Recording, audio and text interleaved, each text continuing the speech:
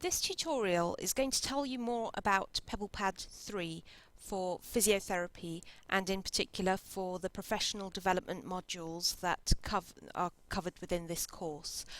Some of you will be new to PebblePad 3, whereas there are others that used to use the old version of PebblePad and are now moving to PebblePad 3. So this is really a presentation that's designed for both cohorts. So, PebblePad 3, what is it? For those of you who are new to it, PebblePad is an e-portfolio system and it's used to collate evidence of both personal and professional development. The reason why we use it here at Brunel is because it's also used by the Chartered Society of Physiotherapy. There's a lot that you can do within PebblePad, and this slide aims to deliver just a brief overview of what you can actually do within PebblePad. So along the left hand side here you can see that there are a range of different sorts of tools and features that are available within PebblePad to allow you to collate evidence. For example, one of the tools you might be able to use is the action plan tool, which allows you to develop an action plan using PebblePad's template, and you can store that within the PebblePad system. This is in contrast to creating an action plan within a Microsoft Word document. So rather than creating it within Microsoft Word, you could do so within PebblePad. Additionally, if you have any other evidence that you've got, for example, video-based evidence, you can actually store this within YouTube and Flickr and then link this straight into your PebblePad portfolio. If you've got evidence that is electronically based, for example scans, pictures, files, movies, sounds and transcripts, they can also be linked into PebblePad. Finally, you can also use PebblePad to share and publish your evidence that you've uploaded. So I liken this a little bit to Facebook, whereby you can share certain parts of your Facebook with other people, and in much the same way you can do a similar thing with PebblePad. So you've got your portfolio and you can share certain items, like for example the action plan you may have created within PebblePad. You could share that with your tutor, or you could even share a CV that you've developed with a potential employer. Essentially, PebblePad is your private space, so any evidence that you upload to PebblePad is private, as in no one else can actually see it. However, there are aspects of your PebblePad, as I mentioned, you can make public. Now, that's quite an important point, and I'll tell you why. So, you might be wondering, well, why are we actually using this? There is an aspect of PebblePad which you need to use to demonstrate evidence of learning and reflection for your academic requirements as part of your professional development modules. So what that means is that there's basically a task that you have to complete using PebblePad, and I'll tell you a little bit more about that, and that task is basically going to be available to your tutors. In other words, that's the only part of PebblePad that will be made public. Other reasons why we're using PebblePad is to help you prepare for PebblePad use with the CSP and also for your own learning and development. Okay, there are a few bits of terminology I need to run past you before we go through PebblePad. The first of these is a workbook. In PebblePad terminology, a workbook could be a collection like an electronic workbook. In this case, what you'll be given is a workbook of forms that you're required to complete as part of your professional development modules, and I'll tell you a little bit more about that in a moment. The asset store in PebblePad is where all of your resources are stored. So you'll recall I mentioned you could possibly upload your scanned certificates or create a CV or any other bit of evidence for that matter. So anything you upload or create in PebblePad is known as an asset, and all of these assets are stored in a place called the asset store.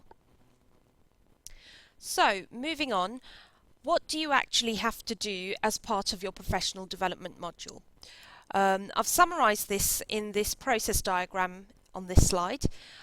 What you will be doing as part of your school requirements, in other words the requirements for this course, are that you need to access the workbook via PebblePad. You need to complete the forms within the workbook by the required deadlines, and the academics, your tutors, will mark and provide feedback to you through those forms. There are a few tips I want to share with you. Remember to save your forms each time you complete them, and make a note of the deadlines. There is a deadlines document available on Blackboard Learn which will tell you about when certain forms are due in, so please make sure you refer to this. Okay, so I'd like to take you straight into PebblePad to demonstrate how this new system looks and what you'll be required to do as part of your workbook completion. Okay, so this is the version of PebblePad that you'll be using. It's obviously new for all of you, but some of you who are familiar with the old system may see some similarities and things that you recognise from this new system. Now, I've accessed PebblePad directly, but what you will do in your case is that you will access it through Blackboard Learn. So you go to Blackboard Learn and access your professional development module, from where you should see a link to PebblePad. If you click on that link, you will be able to get access to PebblePad. Okay, so within this new version of PebblePad, you've got a number of menus up the top here. The first of which is the Add New menu. So I'll just talk you through each of these menus in turn. I will only focus on those aspects that are the most important. There is obviously a lot contained within PebblePad, and I can't possibly hope to do it justice in the time that I've got available. So if you are interested in learning about any other features, then do use this help link over here at the top right, which will help you to learn more about PebblePad. Okay, so from the Add New menu, there are a variety of menu items here, which you can see. Now, you can use some of the templates here, like the action plan item there, for example. That's a tool that helps you to develop an action plan in PebblePad, as I've mentioned earlier. So you can create all sorts of different items like CVs, you can capture experiences whilst you're on placement and so on. So do explore these tools in your own time. Additionally, you can upload files. So for example, if you've got scanned copies of certificates, you can upload them using this file tool. And remember, all of these items that you upload will be in the private area of PebblePad. Of course, you can choose to share them with others if you wish. Next across, you've got the Design New menu. The Design New menu allows you to create assets within PebblePad which are slightly more complicated than the ones found under the Add New menu. So you've got things like the activity log, blog and collection, and various other items there. The collection tool is a particularly useful one if you want to bring together items that you've created. So for example, if you had a collection of certificates that you'd scanned and uploaded to PebblePad, you could gather them into this collection using the collection tool, and you could label that collection certificate collection, for example. Next across, you've got the View menu. The most important tool from this menu is the Assets tool. That allows you to view any assets that you've uploaded.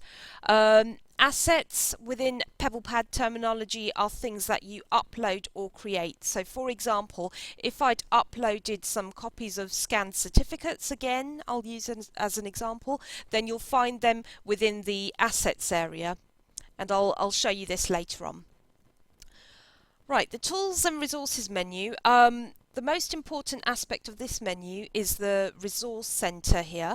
This is what you'll be using to collect your workbook. And again, I will demonstrate this in a moment. Finally, you've got the Settings menu here, and here you find notifications. Notifications are in PebblePad are basically emails that you receive. So for example, when you've submitted your workbook to PebblePad, or when someone's shared something with you, then you'll receive an email notification, and we would recommend you don't change any of the settings over here, because you'd want to be kept notified of anything that needs your attention in PebblePad. Additionally, here you see a link to Google Drive.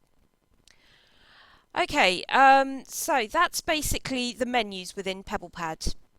Now I'm just going to focus on collecting your workbook, which you can do through Tools and Resources, and you can access the Resource Centre. Alternatively, you can access the Resource Centre using this star icon at the top there. Now, within the Resource Centre, you've got the workbook shared with you, so it's a resource that's available for you. Therefore, you need to click on the For Me button, and you only need to do this once, remember. You need to collect your workbook from here. So if I double click on that, what comes up in this next screen basically says that this asset has been set to auto-submit to a workspace when saved. This may be a condition of an assessed activity, and it says the asset can continue to be edited after submission. So you click on continue there. What that means is that your tutors will now receive a copy of the workbook that you've downloaded. The workbook itself contains all of these forms that you're required to complete.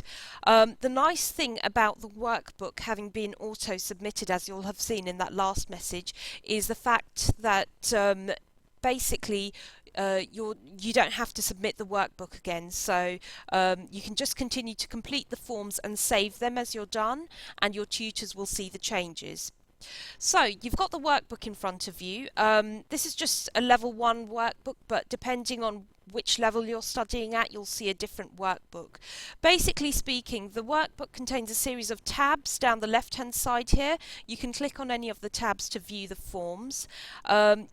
Then what you can do is to complete the form as required. So for example, there are certain tick boxes here in certain forms. There are certain text fields where you'll be required to complete some information. The important thing to note is once you've completed a form, do click on save to save the asset, or to save the changes rather. Okay, I can close this, and I can close this as well. Now, I can now go in and collect my workbook from the asset store. I no longer collect it from the resource centre, so that's an important thing to bear in mind. I can access the asset store either through the button at the top here, or by going to view and going to assets. And as you can see, there's my level 1 workbook. I've already got another asset in there in my asset store. That's a picture that I uploaded. And as you can see, the difference between the two is that I've got a green light here, which indicates that this asset has been submitted to a workspace. In other words, you can tell it's been shared with someone, in other words, your tutors. But the picture itself, it hasn't got any lights over here which indicate that it's basically just a private asset, so in other words no one else can see it. Now I want to demonstrate how you would actually view the feedback that your tutors give you for a particular form. So if I open this workbook itself, the tutors have actually given me feedback for the first form there, and I can access that feedback using this comments icon found in the top right of that form.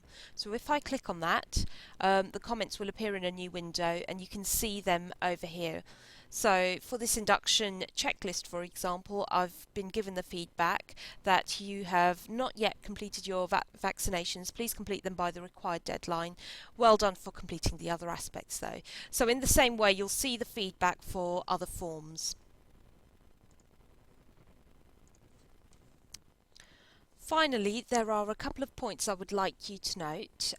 Firstly, Firefox works best with PebblePad.